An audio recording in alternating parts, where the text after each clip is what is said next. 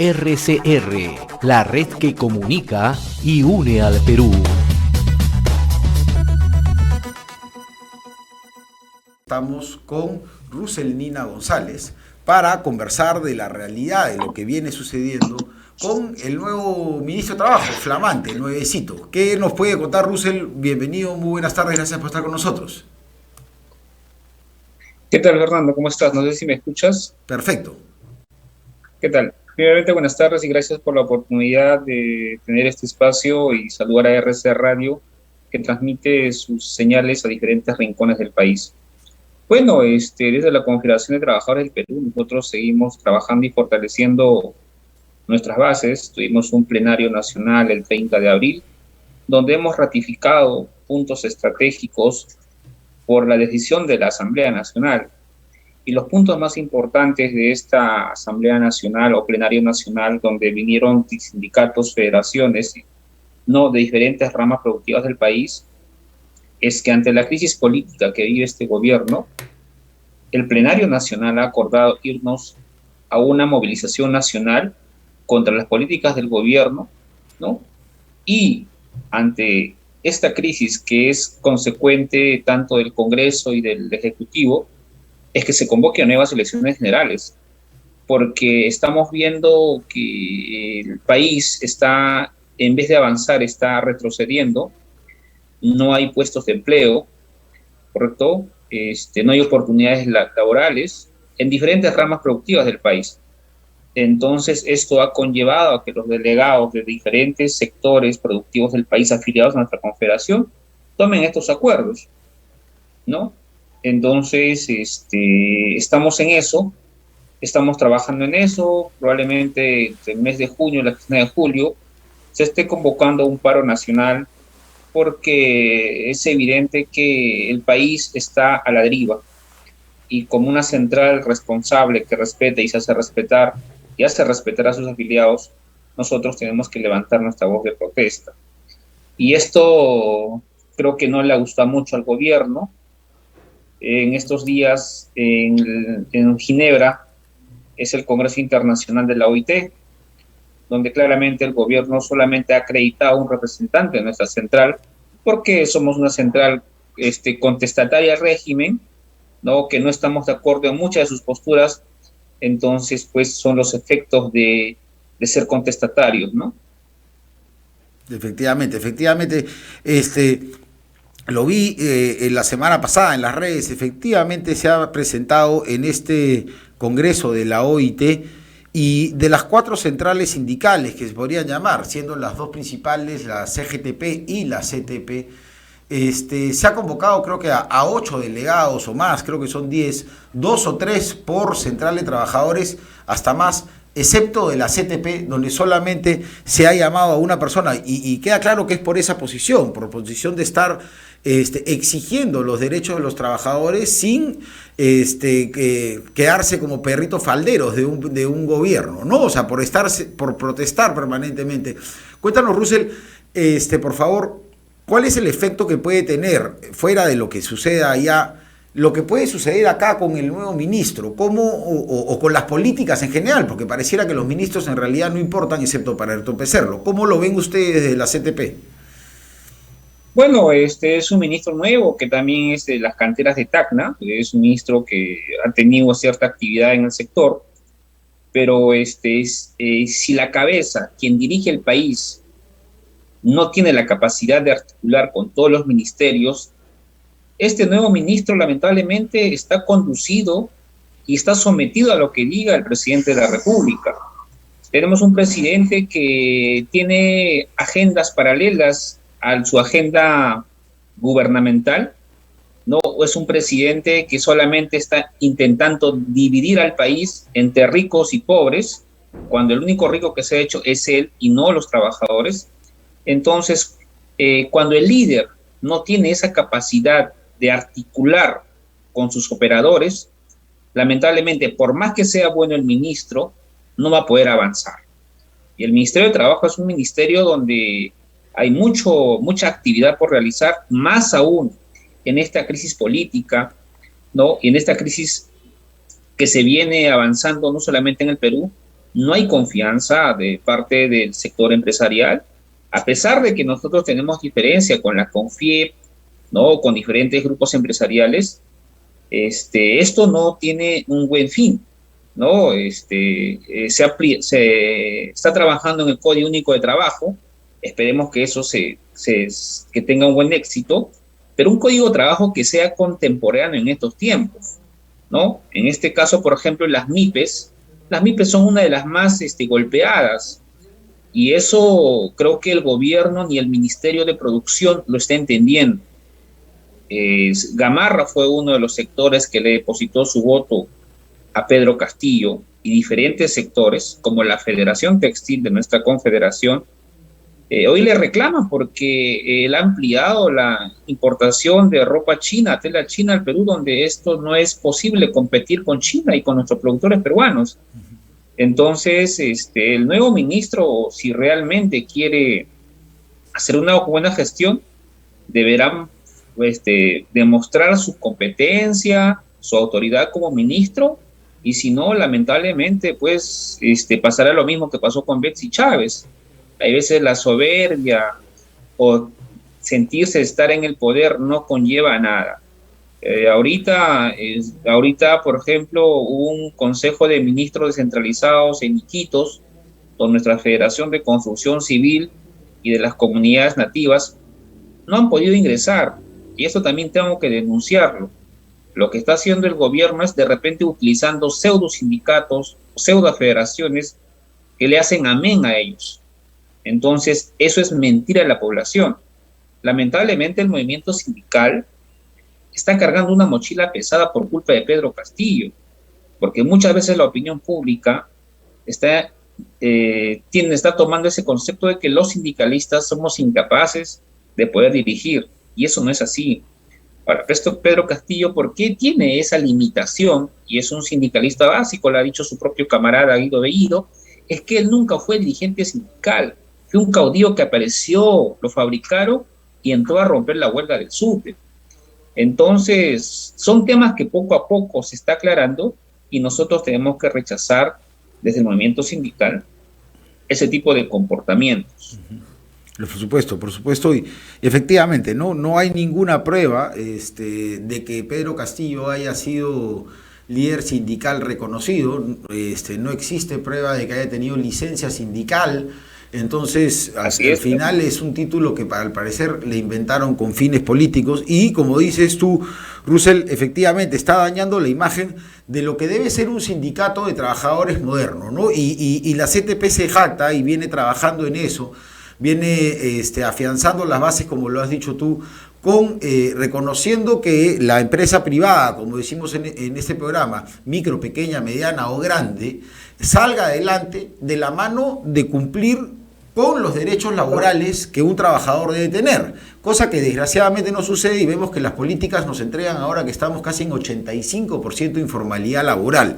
Por eso, ¿qué crees tú o cómo creen desde la CTP que se debe afrontar este Código Único de Trabajo? Tú dijiste que tenía que ser con un pensamiento contemporáneo. ¿Cuáles son los puntos más importantes que se deben considerar para la formalidad laboral, y cuáles se pueden, digamos, de alguna manera dejar de lado, o que no son tan necesarios o que están de más para considerar la formalidad que el 85% de los peruanos no le llega?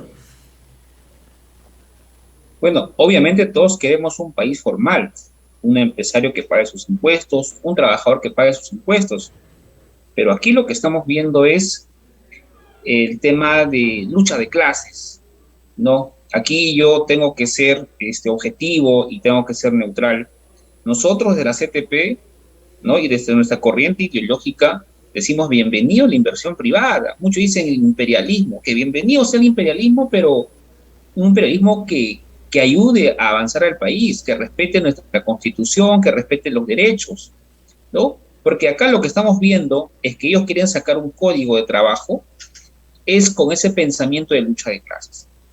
Por ejemplo, en el tema del código de trabajo, ¿no? Lo que se debe fortalecer, por ejemplo, es condiciones de trabajo, remuneraciones, ¿no? Homologar de repente algún tipo de salarios, reducir algún tipo de terciarización, porque también tenemos que entender creo que Fernando, tú has sido partícipe de eso en el tema agrario, muchas empresas servicios han abusado de los trabajadores y esto ha conllevado a una convulsión social, ¿no? O sea, normalmente yo a veces por tema de negociación colectiva converso con algunos empresarios y muchos de ellos hay veces no entienden o no saben de que su gerente, su capataz o su caporal en el fondo está cometiendo irregularidades.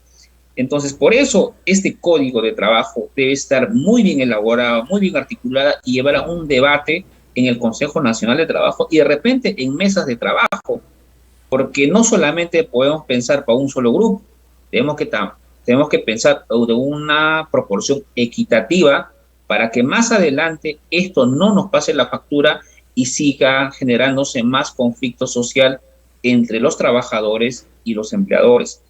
Aquí tenemos que trabajar en unidad, en equilibrio.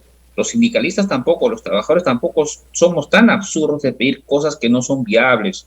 Nosotros pedimos cosas viables, aunque algunos radicales lo ven al emprendimiento como una amenaza, ¿no? Y eso no es así.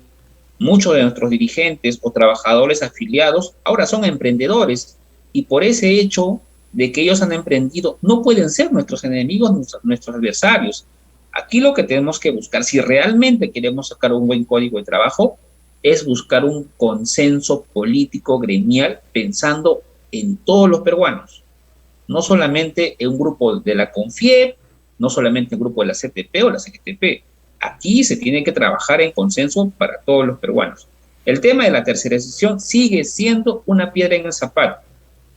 Ahora, estamos viendo que también el gobierno quiere hacer ajustes de repente a las MIPES, donde de una manera indirecta esto está generando la informalidad. O sea, no podemos tener un código de trabajo, por otro lado estamos creciendo la informalidad. Entonces, el gobierno tiene que sopesar muy bien sus propuestas, porque nosotros lo hemos formulado y creo que hubo un entendimiento en el Consejo Nacional de Trabajos con la CONFIEP y otros gremios empresariales para que esto avance. Pero de que ahí llegue al Congreso y lo manipulen, como fue en la ley agraria, donde un grupo de izquierda de partido de Verónica Mendoza, Lenin Bazán, adulteró totalmente. Y hoy esta ley es perniciosa y sigue permitiendo que muchos trabajadores del sector agrario sigan siendo vulnerados. Efectivamente, como dices tú, Russell, es importante un equilibrio para el desarrollo de la empresa que genera los puestos de trabajo, pero la empresa no puede sobrevivir sin trabajadores. Entonces hay una alianza natural que no debe ser rota, no debe ser polarizada. Y así como hay, efectivamente lo has dicho tú, malos empresarios, hay malos líderes sindicales que se radicalizan y aprovechan. Pero el tema de los servicios que mencionabas tú, la tercerización, es importante si es que está bien llevada. Y el problema entonces no es, nuevamente pasamos a que el problema no es tanto la ley, sino la falta de supervisión o de conocimiento de cómo ejecutarla y el aprovechamiento de malas personas. Que no son, no es se que, puede... Fernando, Sí. es que, disculpa que te corte, es que tenemos una SUNAFIL débil. Y esto tengo que denunciarlo. Muchas veces los supervisores de SUNAFIL en la región son corrompidos por malos empresarios. Y eso se ha visto. Entonces, por eso decía, acá se tiene que elaborar pensando en todos los peruanos. No solamente por parte del gobierno ni por parte del sector empresarial de los trabajadores. Aquí lo que tenemos que trabajar es de manera conjunta, porque lo que queremos es que Perú avance. ¿Cómo avanza? ¿Cómo avanza el Perú? Con organizaciones sólidas, con organizaciones que tienen metas objetivas, con dirigentes y con emprendedores y empresarios que tienen un amor al país. Porque si solamente vamos a pensar solamente en nosotros, esto va a ser toda una eternidad. Entonces, por eso le digo, acá se tienen que fortalecer las instituciones, pero con esta coyuntura que estamos viendo es muy difícil. Es una incertidumbre que vive tanto los trabajadores, los empresarios, ¿no? Y los pequeños empresarios. Entonces, yo, por eso en el plenario nacional que nosotros tuvimos el 30 de abril, hemos llegado a un debate muy alturado, muy confrontacional con algunos sectores, pero al final quien ha imperado es la idea, ¿no? La objetividad. Por eso ese análisis profundo desde las regiones se ha confluido en que el país ya no está para soportar esta inestabilidad. Aquí lo que tenemos que hacer es irnos a nuevas elecciones, elegir muy bien a los representantes del Parlamento y al Ejecutivo, y también tenemos un Congreso que está neutralizado, porque están peleando por su cuota de poder. No me quiero seguir mucho del tema laboral, pero de otra manera, una manera directa o indirecta, el tema político afecta mucho a nuestro sector laboral. Por supuesto que afecta directamente porque en base a lo que hagan o dejen de hacer los políticos se genera la confianza país que permite el desarrollo, el crecimiento de la inversión, con ella más puestos de trabajo y hay que, lo decimos siempre, el programa es el pueblo empresario, la gran mayoría somos micro y pequeños, pero todos tenemos el sueño de llegar a ser grandes, de nuestras empresas sean grandes, ya somos grandes, para poder generar mayor posiciones de trabajo, mayor puesto de trabajo y mayor fluidez en la economía. También afecta tanto a las autoridades, ¿cómo afectan, ya que vamos a entrar dentro de poco, las elecciones regionales, los gobernadores regionales, los alcaldes provinciales y distritales? ¿Qué impacto pueden tener en la creación de puestos de trabajo formales? No solamente los temporales que a veces hace el gobierno cuando hay un fenómeno de Niño, descolmatación de ríos y cosas de ese tipo. ¿Cómo ves tú la responsabilidad o cómo debería ser el perfil de un gobernador regional o de un alcalde para incentivar mejores puestos? Porque, ya como paréntesis, el mayor violador de derechos laborales en el Perú es el mismo Estado. Efectivamente. Entonces, ¿cómo un trabajador debería elegir a su autoridad o cuáles son los criterios que debería primar en las regiones del Perú? Mira, Fernando, los gobiernos regionales y municipales reciben un presupuesto nacional, ¿correcto? Entonces, mucho de este presupuesto que reciben los gobiernos regionales y locales se ve en corrupción, ¿correcto? Y cuando los sindicatos, por ejemplo, una municipalidad, por ejemplo, el gobierno regional de Cusco con el Hospital Antonio Lorena, ¿correcto? Entonces, se genera inversión por la región, pero aquí la corrupción campea, se inhabilita los presupuestos, se para la obra, entonces no se construyen infraestructuras, por ejemplo, la remodelación de hospitales regionales, colegios. Todo esto, Fernando, afecta mucho. ¿Y esto en qué lo puedo resumir? Porque las autoridades que se eligen no tienen capacidad de gestión. Porque un político también tiene que ser gestor, ¿no? Administrar muy bien la economía de la región en construcción de repente de un hospital regional, de un instituto especializado, de repente de crear canales de regadío, diferentes alternativas para que la región avance. Y al generar inversión pública, estamos generando también empleo. Y al generar empleo, las pequeñas y medianas empresas o los pequeños productores empiezan a vender sus productos, a vender sus servicios. Entonces, nosotros lo que le pedimos a los votantes de las diferentes regiones es que elijan bien a las autoridades, ¿no? Hay que trabajar de manera articulada con los gremios que permitan fiscalizar a las autoridades, porque si no hay fiscalización, también esto se va a conllevar a una crisis. Por eso nosotros dentro de nuestra organización estamos haciendo cambios profundos, como en toda organización hay personas que buscan debilitar las instituciones. Nosotros estamos fortaleciendo nuestra central, por eso usted puede ver nuevos cuadros jóvenes en las diferentes regiones, ¿no? Que venimos trabajando. Una de las mejores alternativas para combatir es eligiendo autoridades competentes y conocer su perfil y enfocar la fiscalización a su gestión. Efectivamente, como dice Russell, si el gobierno regional, si el gobierno local implementa y hace las cosas de infraestructura, la infraestructura necesaria, no solamente genera puestos de trabajo, sino mejora la calidad de vida del trabajador o del autoempleado, con lo cual se vuelve más productivo, con lo que se genera mayor consumo, mayor riqueza y se genera desarrollo.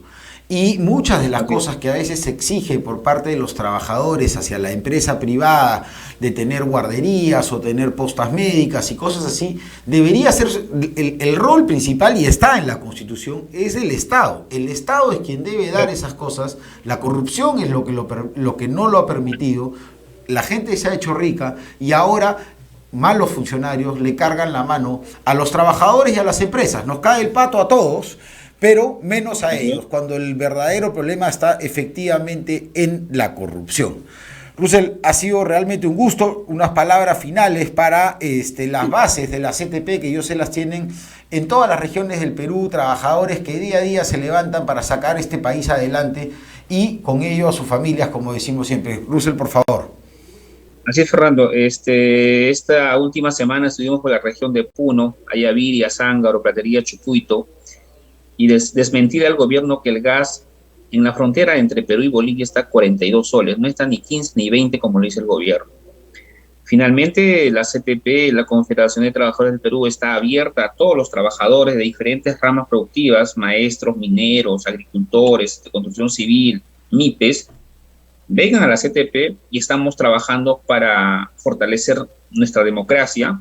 Y en ello también quiero anunciar que este 4 de junio nuestra central va a participar de la movilización contra la crisis política que vive el país, ¿no? Y vamos a ir avanzando.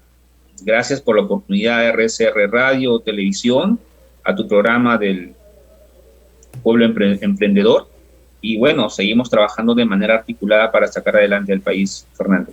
Buenas tardes y muchas gracias por la oportunidad. No, a ti, Russell, muchísimas gracias por estar con nosotros. Y siempre es importante porque tenemos un gobierno que trata de oponer al trabajador contra la empresa, y es importante escuchar la voz de los trabajadores, que también representa a Russell como secretario de Juventudes a nivel nacional, con una, como ha dicho él, una visión moderna de cómo se debe sacar un país adelante. Trabajando de la mano, no peleándonos como buscan las autoridades a nivel nacional, desgraciadamente, y algunos disque políticos que lo único que hacen es usar el Twitter y que a veces parece no han pisado y han caminado a la calle como lo ha hecho Russell y los líderes de los sindicatos que tengo el gusto de conocer y ver que trabajan diariamente por sus bases.